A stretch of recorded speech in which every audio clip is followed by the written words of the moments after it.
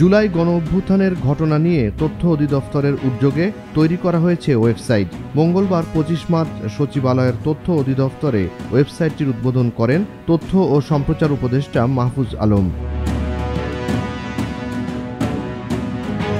ওয়েবসাইটের উদ্বোধন অনুষ্ঠানে তথ্য ও সম্প্রচার উপদেষ্টা বলেন, সংবাদপত্রে প্রকাশিত জুলাই অভ্যুত্থানের ঘটনাপ্রবাহ সময়ানুক্রমিকভাবে এই ওয়েবসাইটে তুলে ধরা হয়েছে।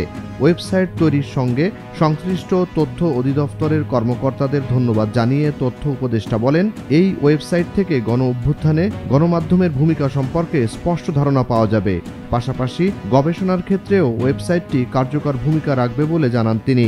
গণ অভ্যুত্থানে শহীদ এবং আহতদের সংবাদ, আন্দোলন সম্পর্কিত সম্পাদকীয় এবং ভিডিও কন্টেন্ট ক্যাটাগরি অনুযায়ী ওয়েবসাইটে আপলোড করার জন্য কর্তৃপক্ষের প্রতি আহ্বানও জানান তথ্য উপদেষ্টা।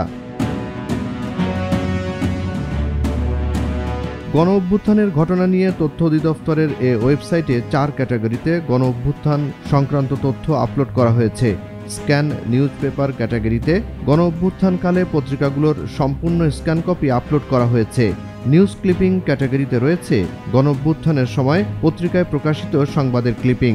আর ফটো অ্যালবাম ক্যাটাগরিতে রয়েছে পত্রিকায় প্রকাশিত এবং বিভিন্ন উৎস থেকে সংগ্রহ করা আন্দোলন সংক্রান্ত স্থির চিত্র, যা আপলোড করা হয়েছে সংশ্লিষ্ট ক্যাটাগরিতে।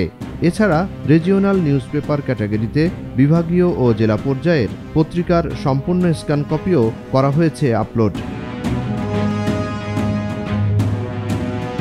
ওয়েবসাইট উদ্বোধন অনুষ্ঠানে বিশেষ অতিথির বক্তব্যে তথ্য ও সম্প্রচার মন্ত্রণালয়ের সচিব মাহবুবা ফারজানা জানান, জুলাই গণঅভ্যুত্থানের ঘটনাপ্রবাহ সংক্রান্ত ওয়েবসাইট তৈরি একটি যুগান্তকারী উদ্যোগ। এই ওয়েবসাইটের মাধ্যমে প্রজন্ম থেকে প্রজন্ম জুলাই অভ্যুত্থানের ইতিহাস জানতে পারবে বলে আশা করেন তিনি।